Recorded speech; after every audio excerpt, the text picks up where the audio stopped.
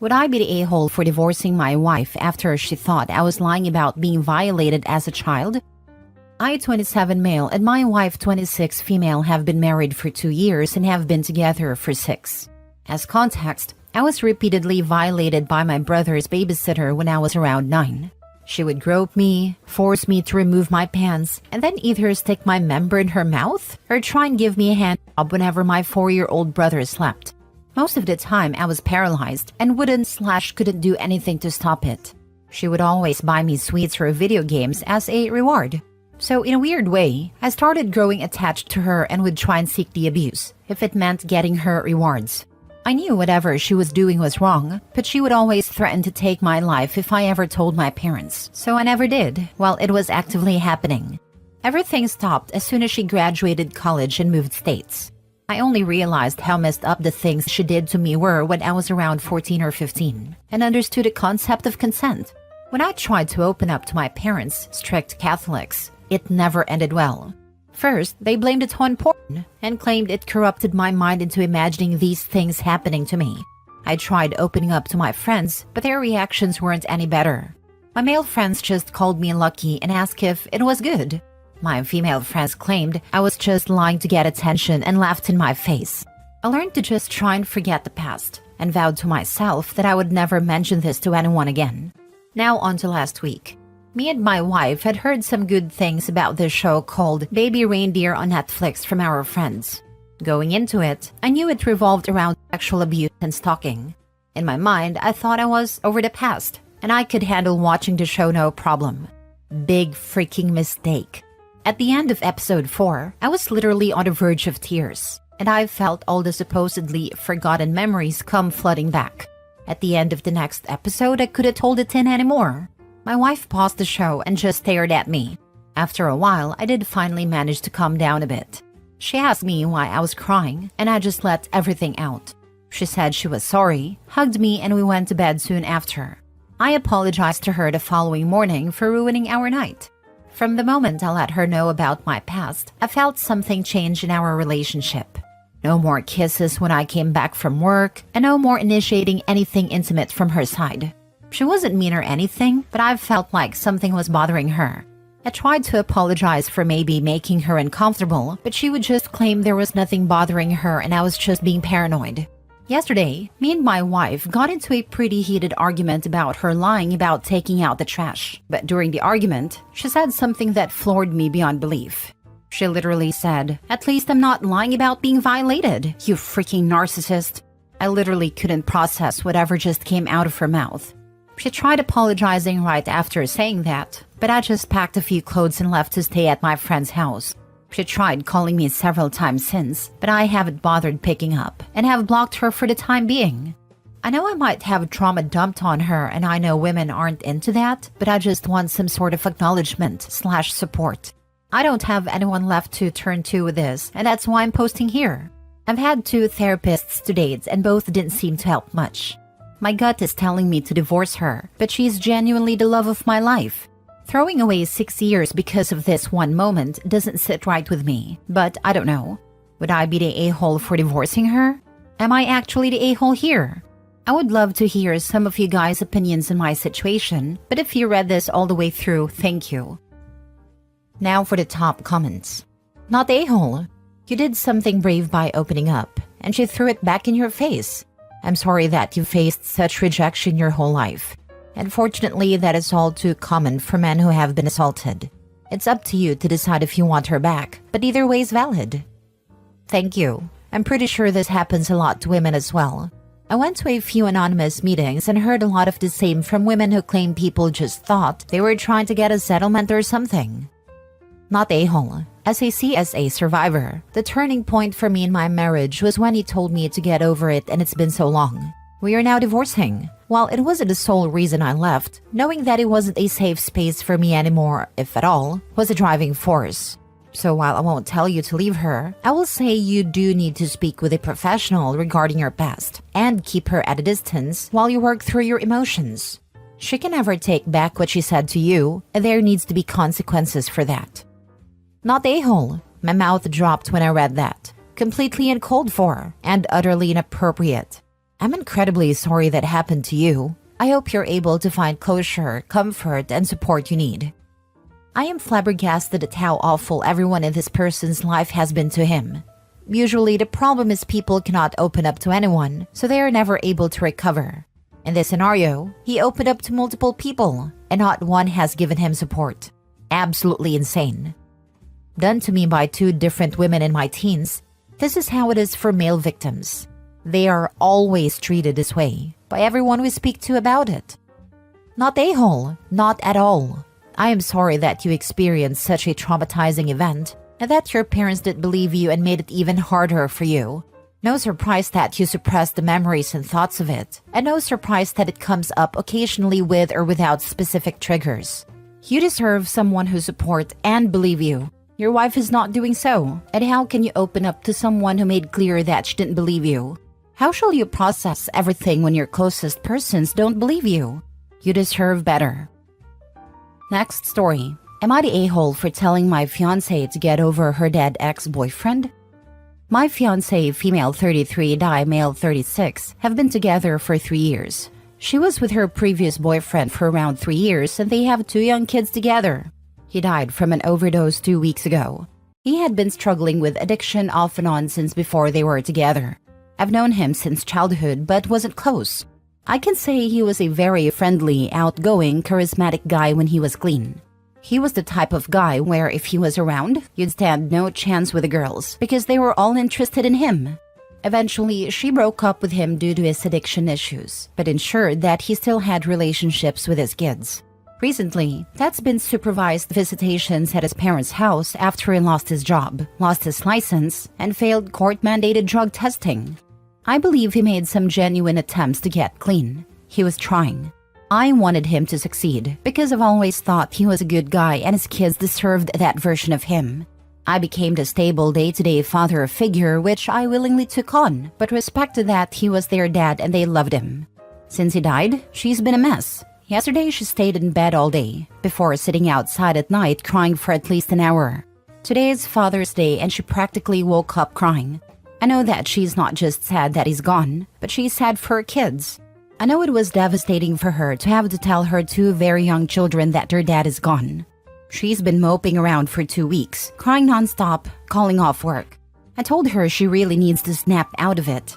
She told me, I love him so much. He was the love of my life. I'll never love anyone that much. I guess that was the last straw for me and I told her to get over him or I'm out. I'm not going to be second in her heart after a dead guy she hasn't even been in a relationship with for years. She told me I'm not being empathetic and I have no tact.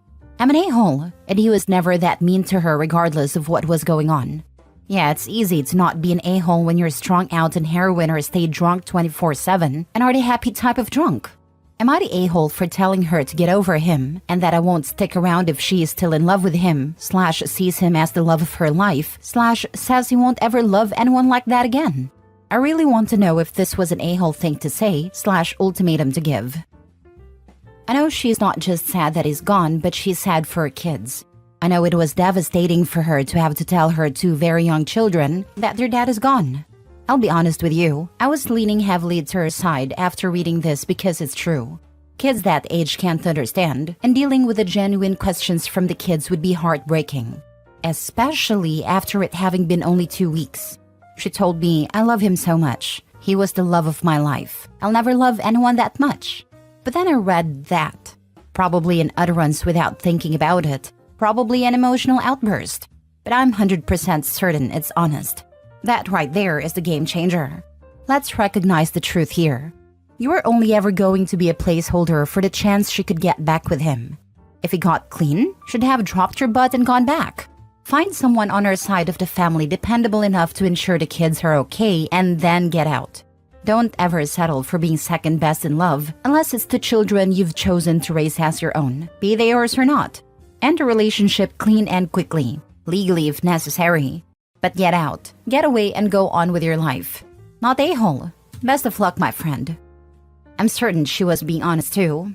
She hasn't even tried to backtrack or deny it. Before she actually said it with words, I found her repeatedly kissing his picture and this bracelet I gave her. I'm sorry, that's just too much for me. Laying in bed with his picture, kissing it over and over?